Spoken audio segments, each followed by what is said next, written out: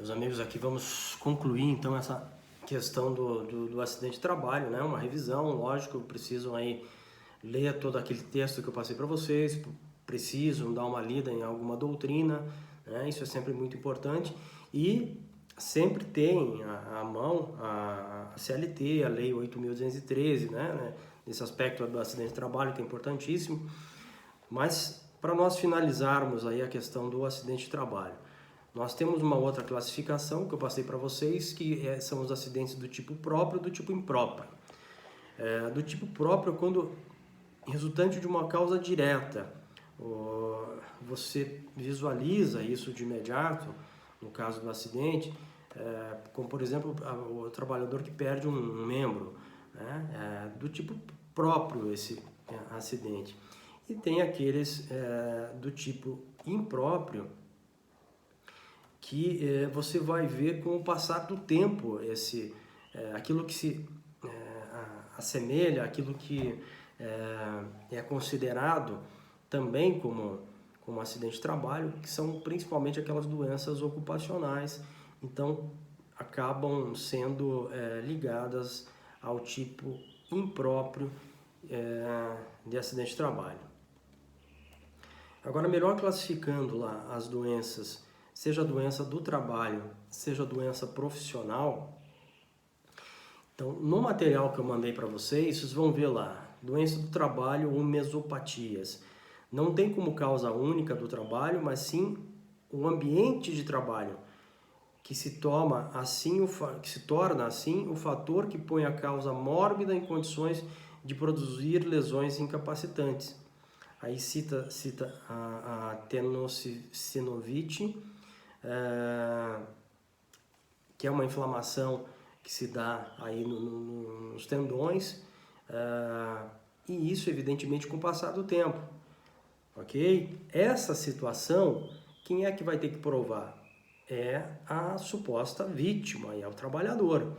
Então aí se enquadra dentro daquele caso do artigo 927 do Código Civil. Então é uma responsabilidade aí, a responsabilidade civil aqui, que é um tema bastante importante, né? Ela é subjetiva. Então o trabalhador vai ter que demonstrar isso. Claro que vai para a perícia médica, né? Mas o ônus é do trabalhador.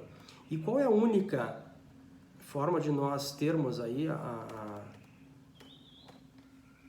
responsabilidade subjetiva lá do artigo 927, parágrafo único? Aí entram naquelas situações das doenças profissionais, ou também chamadas de idiopatia ou tecnopatia. Com o material que eu acabei mandando para vocês, ele vai dizer lá que são aquelas inerentes exclusivamente à profissão e não ao trabalho do segurado. São normalmente causadas por agentes físicos, químicos ou biológicos inerentes a certas funções ou atividades profissionais.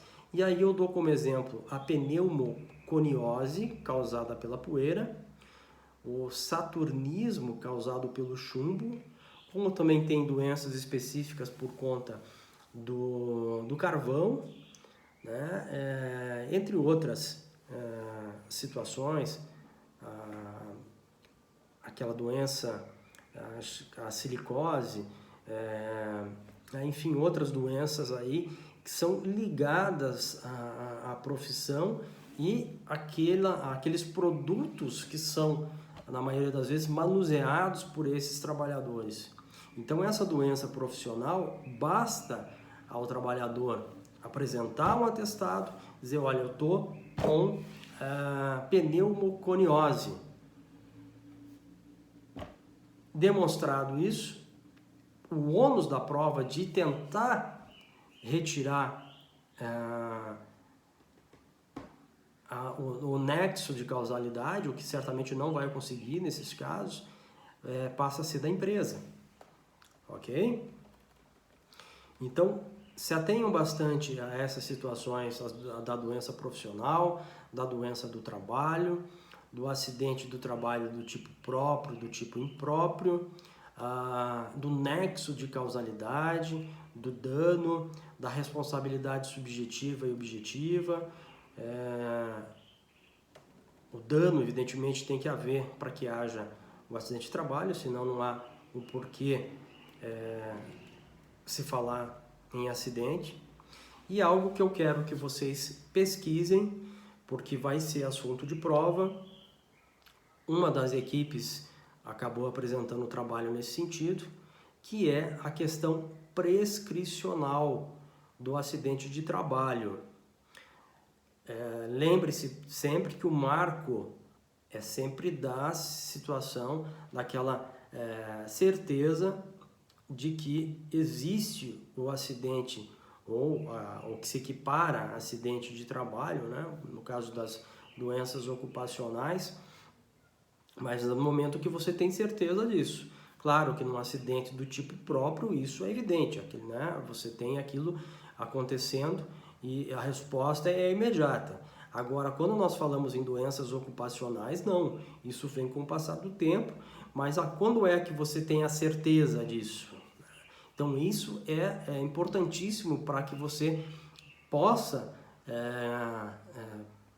delimitar o início desse prazo prescricional, ok? Então eu quero que vocês façam uma pesquisa tanto no Tribunal Superior do Trabalho, no nosso Tribunal Regional do Trabalho da 9ª Região, e se possível em outros tribunais também, para que haja essa comparação.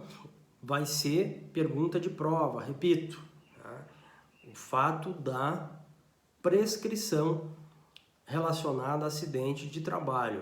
Lembrem-se que a matéria toda pertinente ao acidente de trabalho, artigo 186 do Código Civil, 927 do Código Civil, 944 do Código Civil, entre outros artigos que advêm da legislação civil, e ainda da Lei 8.213, que é uma lei previdenciária.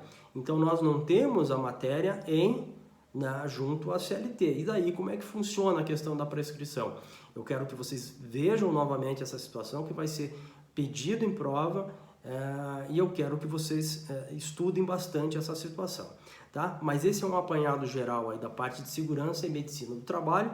Nós vamos agora, no próximo vídeo, fazer uma revisão rápida relacionada às férias, que é uma matéria um pouco mais enxuta, e aí na segunda-feira partimos para a prova, como já falei para vocês, entre as 10 da manhã e as 10 da noite. Então vocês vão ter 12 horas aí, podem ver os vídeos novamente, podem estudar, pode estar consultando todo o material aí que eu forneci para vocês. Façam a prova sempre visualizando muito, né, os artigos da CLT, e eu faço minhas provas sempre com questões principalmente do exame de ordem. Então, o próximo vídeo, como eu disse, vai ser relacionado a férias, e aí eu passo tudo isso para vocês, para que possam fazer uma boa prova. Mais do que isso, né? Posso entender a matéria, posso entender a questão de duração do trabalho, da jornada do trabalho, posso entender a questão da segurança e medicina do trabalho, das questões pertinentes do acidente de trabalho e também das férias, ok? Abraço aí por enquanto, daqui a pouco vem mais um vídeo aí só falando daí sobre a questão das férias. Abraços, até daqui a pouco.